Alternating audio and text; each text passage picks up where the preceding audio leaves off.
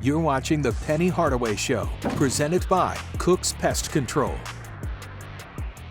There's NBA DNA in the Tigers program, how Penny Hardaway's 14 years in the league shapes Memphis basketball. Plus, we take you inside a film session to see how the Tigers prepare for their opponents. That's coming up tonight on The Penny Hardaway Show.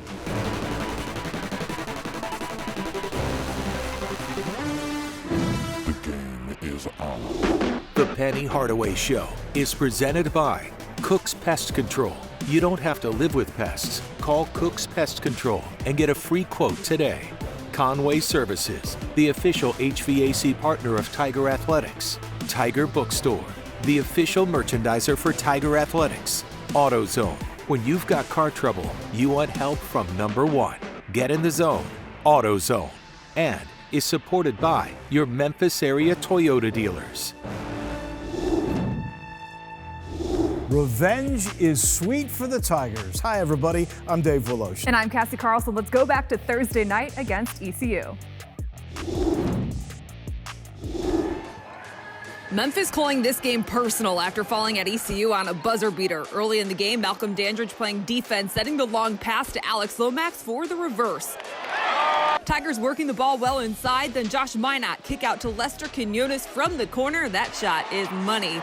Here's the sequence of the game. Amani Bates on the fast break, misses the bucket. Josh Minot there for the putback, then hustle play to get back on defense, blocks the shot, and watches Amani Bates pulls up for a wing three. Another fast break play as Tyler Harris throws it up for Bates to finish with the slam. Second half, Malcolm Dandridge with the baseline bucket, then Earl Timberlake pulling up on his man. He finishes with 8 points as the Tigers get back at the Pirates, winning 71-54.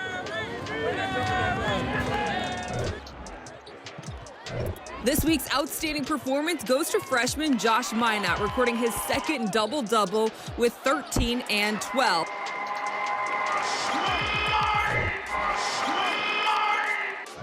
Lester Quinones led the team with 17 points, but he's earning Defensive Player of the Week for this steal and running the floor for the lay-in and one.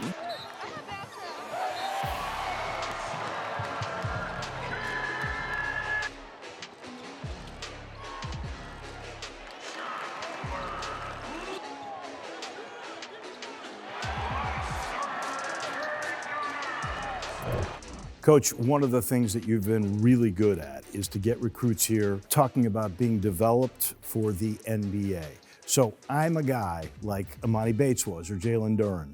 How do you sell me? What do you say? Well, obviously, playing in the NBA helps. And those guys are wanting to go there, and it's a perfect marriage because our development program is really strong here. We teach you everything that the NBA is going to teach you, and you'll know it way ahead of time. And it's really that simple. And then having the ability to watch film with us, to be around us and pick our brains on a daily basis is a good deal for a kid that's trying to go to the next level. How did playing in the NBA shape your coaching philosophy? Well, I think it's the same because I was a coach on the floor as a point guard, and it just carries over, I think, the same exact way as a coach. So my NBA experiences from playing against different great players, playing against the best coaches and seeing how they guarded me and the game plans that they had for me, the game plans that our coaches had against other great players. And I've taken a little bit from every coach that I've played for, but the NBA definitely taught me a lot about matchups and how to take things away from people and how to get your better player shots. Have you changed a little of that philosophy? For instance, I know when you first came, you talked about 4 out, ISO, man-on-man kind of stuff. Now you've gone to what you call the lion set, and you've done a lot more screening, more traditional college offenses. So are you changing the way you might sell that pitch? No, not really, because we still add the NBA inside of that. You have to have some structure, and the structure is the lion set, the cutter set, the things that we run, because you can't get too fast every play down. You need someone to calm it down, and those offenses make sure everyone touches the ball. And that's always a good thing, getting the ball from strong side to weak side. But we also still have the NBA fast break, 3 to 5 plays that will do NBA sets. And they still get the best of both worlds. In the NBA as well, it's also a lifestyle. Do you try to emulate that in some ways on the college level?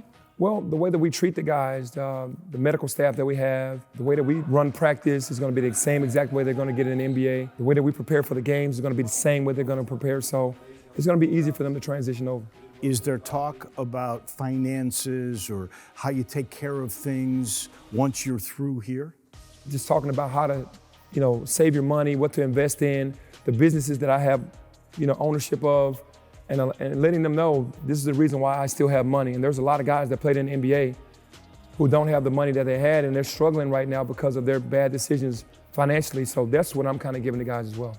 How much are you keeping in contact with guys like James, Precious, Jeremiah, who are at the next level? Well, I've actually talked to James and Jeremiah within the last week. Yeah. Haven't spoken to Precious in probably 3 weeks, but I try to let those guys have their lives, but still kind of stay in touch and see how they're doing, and if they need me for anything, to let me know. Are you surprised at the success, say, of Precious? I know it's been tough for James.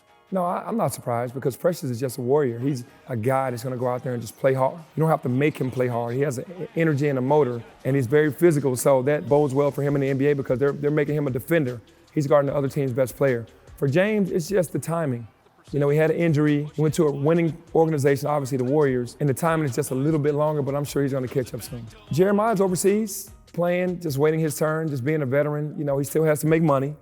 He has a daughter that he had and a family that he has to take care of, so he's not going to just sit around and not work, but he's just going to keep plugging away, and he'll get back into the NBA. Jalen Duren said before the start of the season, a lot of his development for the NBA was happening behind closed doors. We might not see it in the Memphis games. So what is that process like for him? Yeah, it's basically getting him out on the floor and making him more of a perimeter player. When we train him, we also go inside because that's what we need here. But we also, we try to take him on the perimeter, get him to run the pick and roll, the pick and pops, let him shoot a lot of threes after practice to try to get the range down, to try to develop his game for the NBA as well.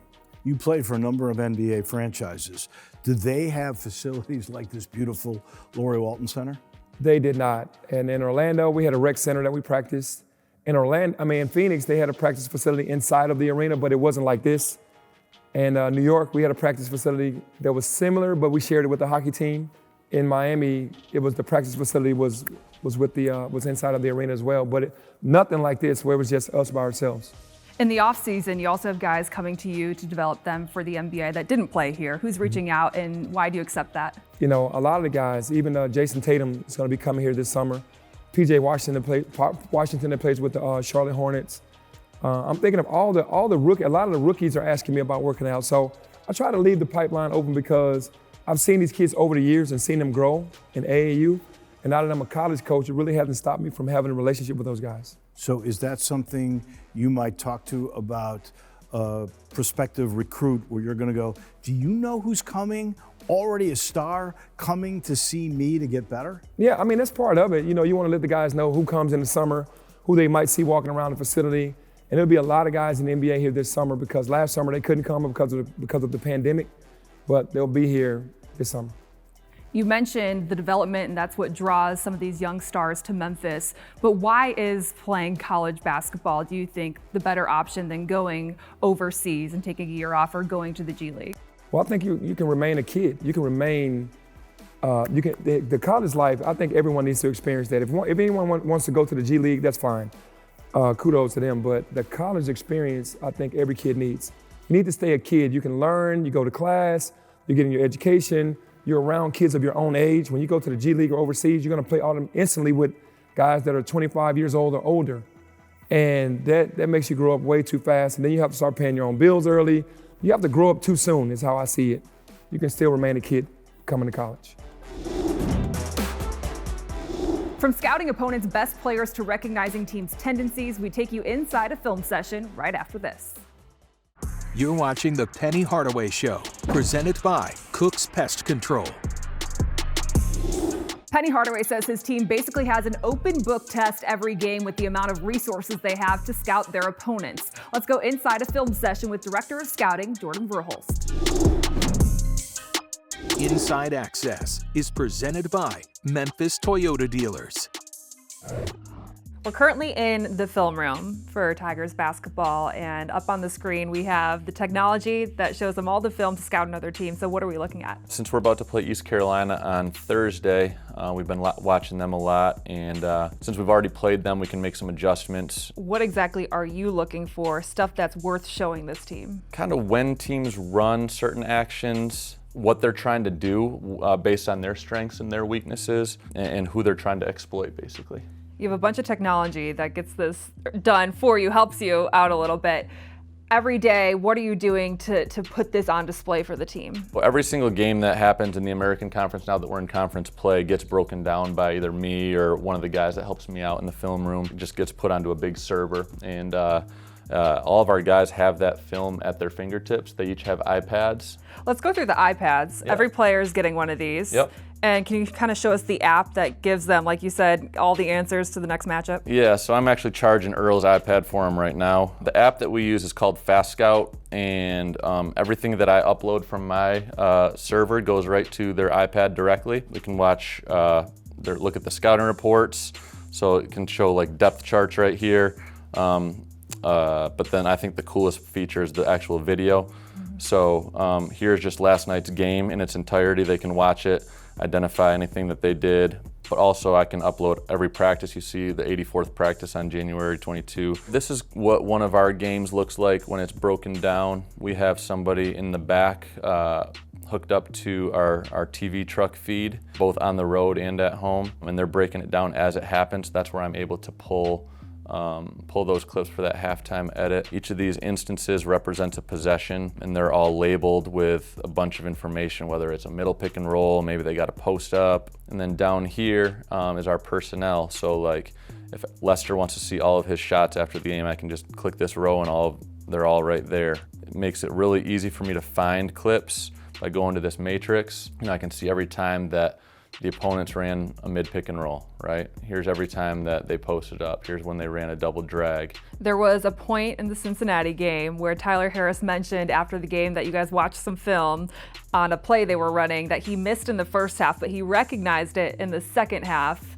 The first half, I was guarding Julius, and Coach put it on film. And he went baseline. I fell asleep, and he got a wide open three, but he missed it. And, Coach got on me. And at the end, I seen him sitting up the same type of formation. And Coach always got a saying, you do something twice, shame on you. And I wasn't going for it at that time. What was going on in this play, and what did he do to fix it in the second half? So like we talk about, this was on the pregame edit. We knew they wanted to run this play, especially when they want to get a three or get David DeJulius a touch. So here he is with this dribble handoff, then he goes all the way through to the corner for an open three. All right, so we leave one of their best players wide open for a three. Tyler got lost right here after they did this dribble handoff. Gives him a wide open three. All right, we showed this clip at halftime, and obviously we all know how the game went. It was a one possession game. They need a three with 15 seconds left. You can see Coach Toppert screaming right here. What's about to happen? Dribble handoff. Tyler initially makes the same mistake, but then he realizes it and he's on his horse and he's there to blow the play up and get the steal to seal the win for us. How much satisfaction do you have when you see that and you're like, oh yeah, we ran that at half? Well, that one was especially satisfying. There's a lot of times where I feel like we're kind of given the answers to the test before, and it's a little bit frustrating, but you know what? I mean, we're doing everything we can to prepare these guys, and yeah, that was especially satisfying. It was really good to see. This is your second stint at Memphis. How has the technology changed since when you were back here in, 14? Yeah, well, I was here from 09 to 14, so I started as a GA, and we literally, when I first got here in 2009, I was making edits by burning DVD to blank DVDs. So now everything's done digitally through my computer, and it's made my job a whole lot easier and a lot more productive. And he says he's been way more involved in the scouts this year. He says he's probably more involved than any other coach in college basketball. I think that's probably true. He really likes to be hands-on and know exactly what he's about to see and prepare for, and so he's the guy that's out there putting the scout team where they need to be, and it's really interesting to see. Coolest part about your job? Being back in Memphis. It's my second stint here, like we talked about. It's kind of home. It's where I met my wife. There's not many places that I would have come back for a non-coaching role, but working with Coach and in this program is something that I was jumping at the opportunity for. Coach, last show you were talking about the scout and how usually that's sort of circulated, but you're doing all of it. Yes. And when you do that, you incorporate that now with film study. It's usually the assistant coaches that do all of the scouts, but I kind of wanted to get myself involved with the scouts because I did it in high school. It helps me better during the games, understanding, even though I'm watching film, I'm in the meetings with the coaches that are doing the scouts. When I do them personally, which I've taken over the scouts for every game this year, I think I might be the only head coach in the country that does that, but I wanted to be extra prepared and understand everything that they were going to do from a play point of view. And in the film sessions, we give them the personnel, their strengths, their weaknesses, what they like to do. We show them film of their last 2 or 3 games of them doing things really well and what we want to take away. We also talk about their plays. We show the plays that their most popular plays. We show the most dangerous. We show the role guys. We show what everyone does, and they're ultra prepared for the game when they go into the games. How is Jordan helping you get that all together to give to the guys? Whatever I tell him to do, he'll give me 20 plays, 30 plays, 40 plays, and we'll break them down for every player and every play, and then we'll draw them up on cards, and then we'll have our team work against all of that to be more prepared. The other thing he'll do that I don't think took place in your day, and that is at halftime,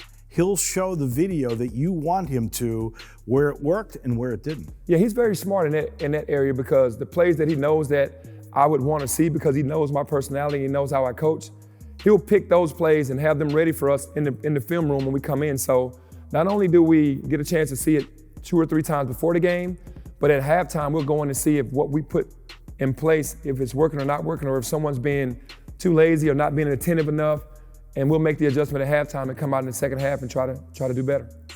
What have you found the most, I guess, what the guys pick up the most from the film that translates to the floor? Is it one spot that you think that consistently they seem to get the most from watching the film? I think just the personnel itself and what the tendencies of the best players are.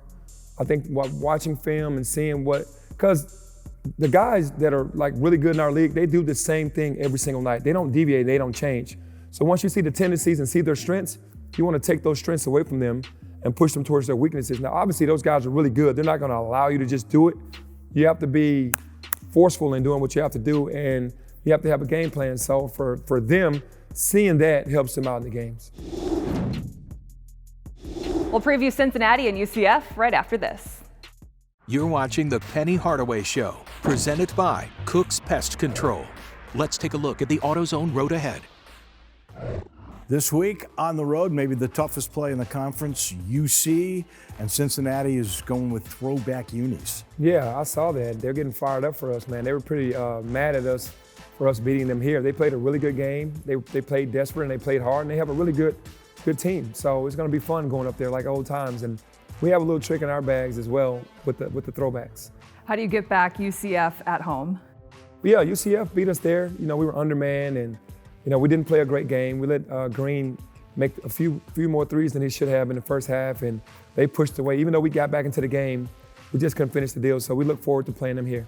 And there's something really special going on at that game. For all the home fans, there's going to be a commemorative coin with Larry Finch on it. Yeah, how could you beat that?